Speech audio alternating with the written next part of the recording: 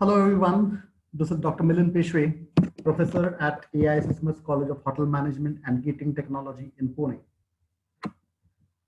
Today, we are going to discuss on small business finances. We all know that financial planning, financial management is very important for any business. So let's understand the concept of finances in small business. The first concept in finances is the revenue forecasting. Your business revenue forecast is an essential part of your future business planning. We all know that the revenue of any business comes from the sales of that particular business. So you have to know how much money you're going to earn for your business in the future times. So you need to know how much money you're going to make throughout the year so that your expected cash flow or your expenses can be matched with the income. Revenue forecasting is not intended to give you the exact figures of your earnings because it will not show you the exact figures that you're going to earn. It will not tell you about the exact sales figures, but it will give you an estimate of how much money you're going to earn in the next year or into a stipulated period of time in the future. It gives you with several methods that will help you forecast your revenue as accurately as possible. Because it is very important, all your costs are associated with your sales. For example, if you are going to spend 50 rupees, obviously you would want to earn more than 50 rupees. So you should know how much you're earning or how much your inflow is going to be there for your business in the future, based on which you can decide how much of expenditure to be incurred. For that, we should know what are the basic operating and non-operating costs. So these are the two most important costs incurred by any kind of a business house. So you all know that not all the costs that is incurred by a business relating to running the business itself. There are a lot of costs which goes beyond the operation of a particular business. So expenses such as staff and advertising. So these kind of expenses are non-operating expenses because they do not generate any kind of a revenue. And that is the reason they go into non-operating expenses. One more example of non-operating expenses is if your business is fighting a lawsuit in the court of law, then whatever expenditure you spend on that particular lawsuit could amount to non-operating costs. So when you prepare an income statement for a business, it is a good practice to distinguish between operating and non-operating expenses. You have to list both these expenses separately because both these expenses play a different role in your business. So let's understand what are operating expenses.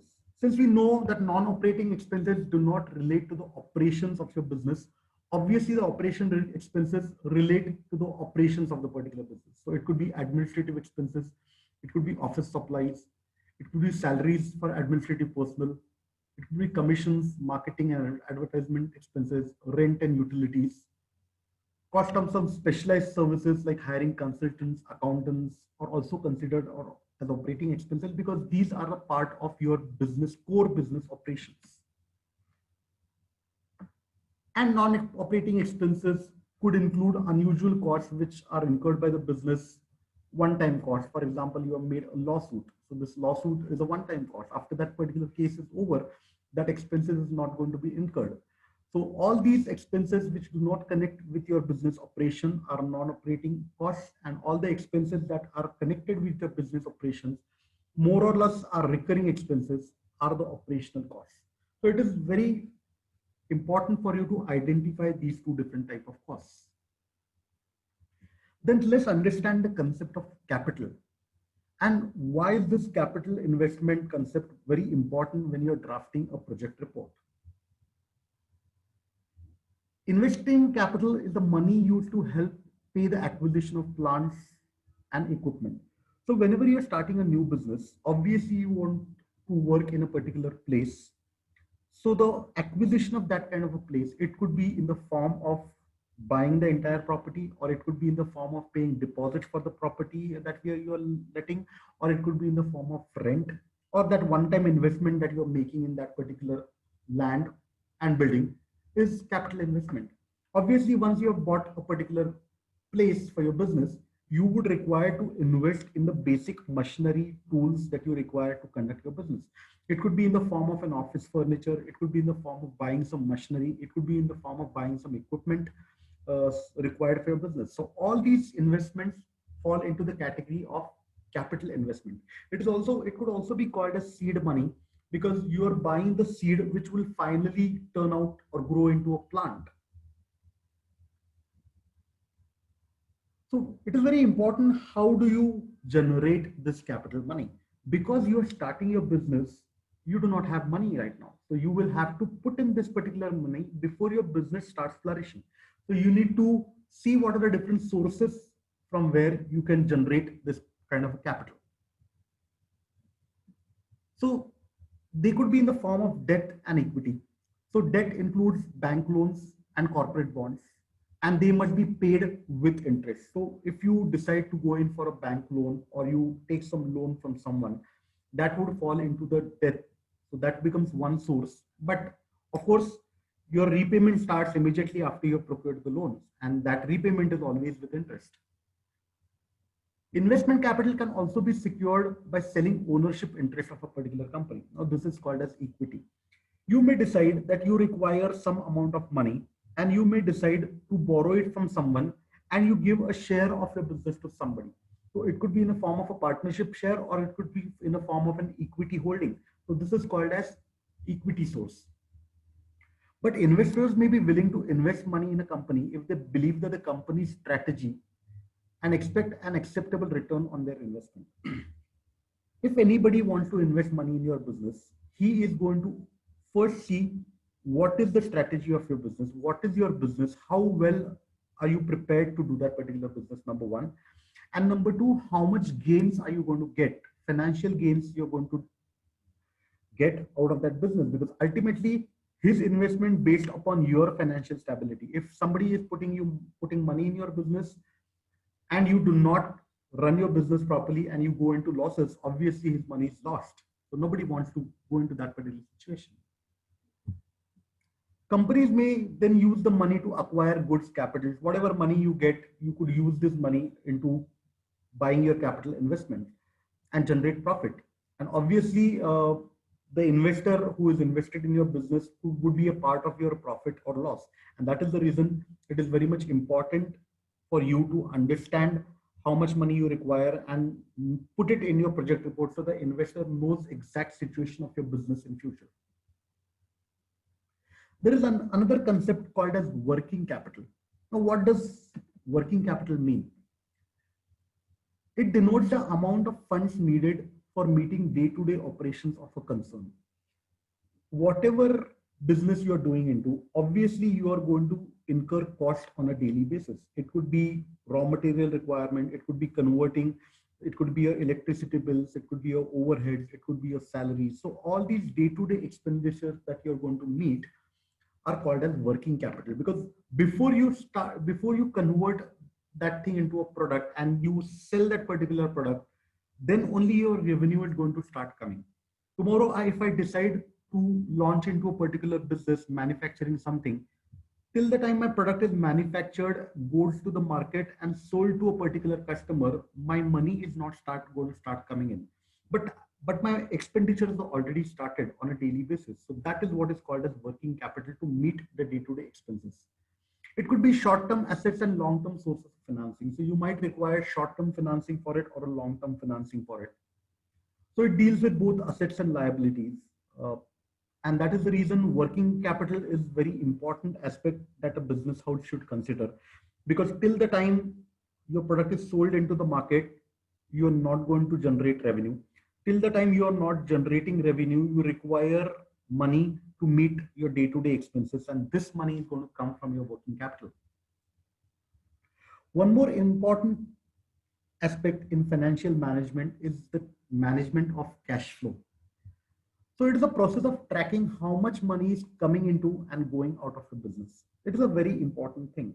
Like I said, that every business has an intention of making profit, but profit would only be made if your income is more than your expenditure. So obviously, cash flow management will tell you how much of money you are getting and how much of money is coming into your business and how much of money is going out of your business. It helps you to predict how much money will be available to your business in the future.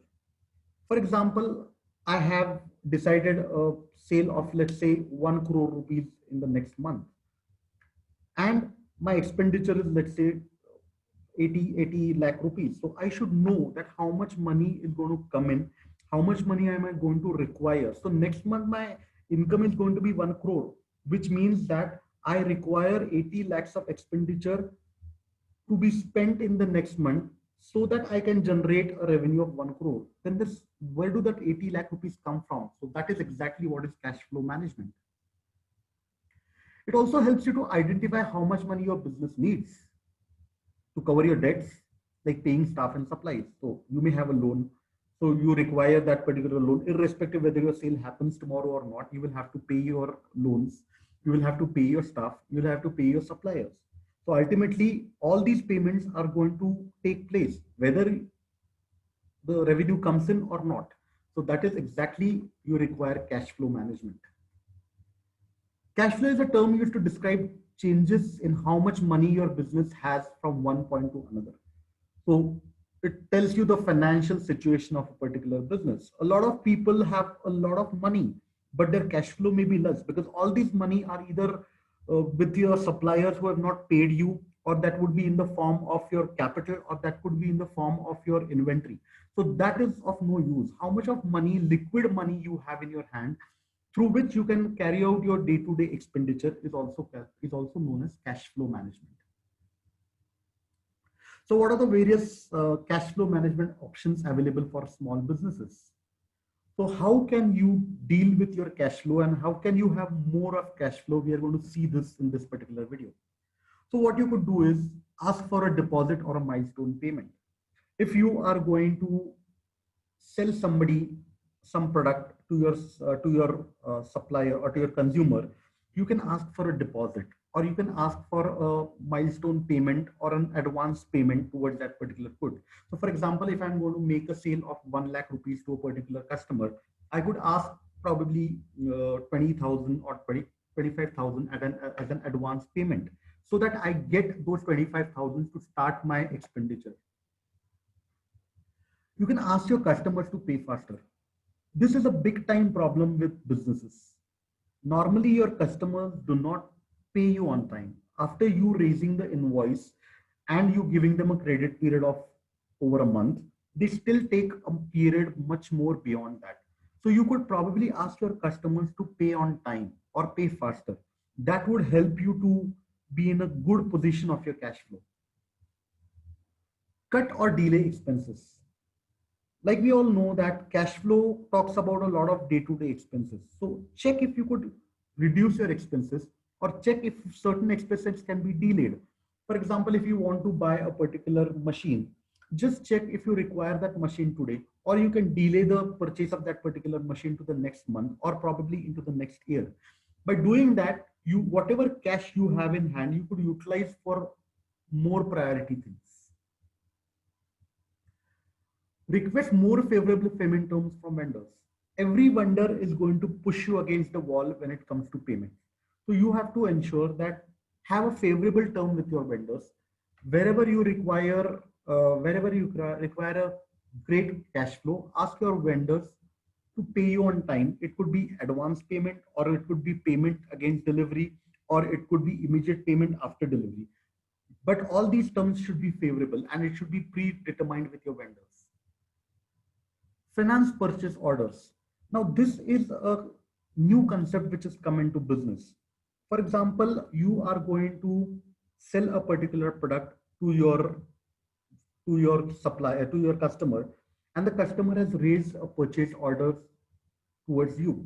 So what you could do is, or the other way around, if you are buying something from the market, you have raised a purchase order for that particular purchases. So what you could do is you can apply for a debt loan. You can apply to banking institutions and ask them to finance your purchase order, which means that if I'm planning to buy a machine worth 10 lakh rupees in the next month, and I have raised a purchase order for that particular machine, I could probably go to financial institutions and ask them to finance this particular purchase order. In that case, what happens is that they grant you a loan for that particular purchase order, and they make the payment towards that purchase order on our behalf. And then we start repaying that particular loan along with interest, of course, in installments. So what happens is that today I am not needed to pay that entire 1 lakh rupees or 10 lakh rupees of that particular equipment. This is already been paid by some financial institution, and we are just repaying that particular amount in smaller installments. This could go a long way when it comes to cash flow management. Increase margins. Obviously, you have to increase margins of your business. You have to increase profit margins. And that is where more the profit, the more cash in hand that you have, the more money that you have to play around with. And that is the reason if you increase your margins, obviously your cash flow would be in a better position. Sell or lease idle equipment. It does happen in every business that you have invested on machinery, but for some reasons that particular machinery is not used to its full potential. You may require that machine for only 1 or 2 tasks in a day, but you have bought that particular machine because otherwise your business operations are impossible. So there would be a lot of time that this particular machine of your business is idle or which is not in use. What you could do is you can take jobs or you can lease that particular machine when it is not working. If, for example, one particular machine is only required 1 week in a month, then the rest of the 3 weeks, you can give it on lease to one particular organization who can probably pay you some rent for using that particular machine. By doing that, what you're doing is you are generating income out of that idle machine and you are increasing your cash flow situation. There could be a lot of machinery that you no longer require. It could be probably because of certain technological changes that happen, or it could be because that machine is no longer required by you in the business. So in both these reasons, this particular machine has become a liability for your business. So when such a machine becomes a liability for your business, it is of no use for your business, and it is just holding your money into that particular machine. It is a dead investment. In this particular situation, you can decide to sell that particular machine to some other business who requires it. By doing that, you can earn some money, and which could be used to help your cash flow situation. Sell future revenues. This is again a newer concept which has come into the market. According to this concept, if you decide, if you have a customer base, if you have customers who are going to buy goods worth rupees XYZ amount in future, then you can go to financial institutions and tell them that these are the revenue that I'm going to get in the future sales. So many customers have booked an order, booked a product with me. They have raised purchase orders. They have raised purchase orders for me. And in this particular situation, when a particular customer has raised a purchase order to buy a product from you, and you require money to deliver that particular product, you can go to financial institutions and get some loans from them for your future revenue. So this is a sure shot revenue which you are going to get in future. And if you're able to convince the financial institutions, they would give you the revenue or the money needed to incur expenditure for the future revenue. And this could very well go a long way in increasing your cash flow situation. Turn down, shift, or postpone work. There could be a lot of expenses which could be cut down, or which could be shifted to a different timing, or which could be shifted, or the priority could be shifted, or you can postpone that work. If you are able to do that, then probably you would not have to incur that particular money in the current situation, and that could help you in increasing your cash flow situation. Selling invoices.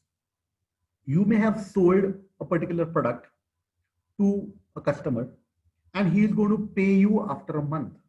For example, you have sold good worth rupees 10 lakh rupees to a particular customer, and he is expected to give you the money after 1 month. But what if you need money right now? Then what you could do is you can approach financial institutions, show them your invoices which you have raised against your customers, and then take loan against your invoices, or you sell these kind of invoices. There are investors who buy invoices. So they will give you, they will make the payment on behalf of the customer. If your invoice is worth 10 lakh rupees, these organizations would immediately pay back those 10 lakh rupees to you. And then finally, whenever that amount comes from the customer with a little amount of interest, you pay them back. So this is called as selling of invoices. So this your feature invoices can also be sold to financial institutions and raised money. So all these are sources where you can raise money and increase your cash flows or management situation, or probably go into a good cash flow situation. Thank you very much for joining, and hope you like this video. If you like this video, please subscribe to my channel and follow all the videos which have been put up in my channel. Thank you for watching. Have a great day ahead. Bye-bye.